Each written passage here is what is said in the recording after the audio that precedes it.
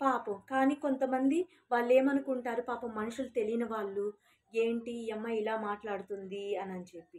ఆ అమ్మాయి ఎలాంటి బాధలు పడిందో, ఎంత ఇబ్బందుల పాలైందో, అందుకే ఆ అమ్మాయి వేదన కరెక్టు.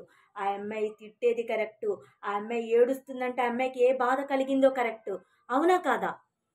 తన వేదన అలాంటిది. కొంతమంది ఉంటారు, ఏమంటారు, బాధలు సుఖంగా ఉన్నవాళ్ళు వాళ్ళ సుఖ జీవితాలు ఉన్నప్పుడు వాళ్ళేమంటారు, మనలాంటి బాధలు పడే వాళ్ళనేమంటారు, "ఆ!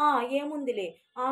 ఏముంది ఆ బాధేముంది ఏదైనా మార్చుకొచ్చుకోవాలి" గానీ, మనుషులనైతే మారుస్తాం. మృగాలని మనం ఏం మారుస్తాము? అవునా కాదా? మనుషుల్ని మనం మార్చగలం. మృగాలని అస్సలు మార్చలేము.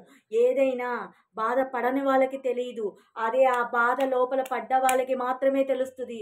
అల ఉంటే అల లోపల ఉన్న వాళ్ళకే తెలుస్తది. అల లోపలికి బయట ఉన్న మనుషులకి ఏం తెలుస్తది? ఏదైనా మాట్లాడతారు. ఎంతైనా మాట్లాడతారు. నోటికొచ్చిన మాటలు మాట్లాడతారు. అది వాళ్ళ ఇష్టం. అదే గనక తనకి అదే వాళ్ళకి కూడా అలాంటి బాధలొస్తే అప్పుడు తెలుస్తది ఎదుటి వాళ్ళు ఎలాంటి బాధ పడుతున్నారో.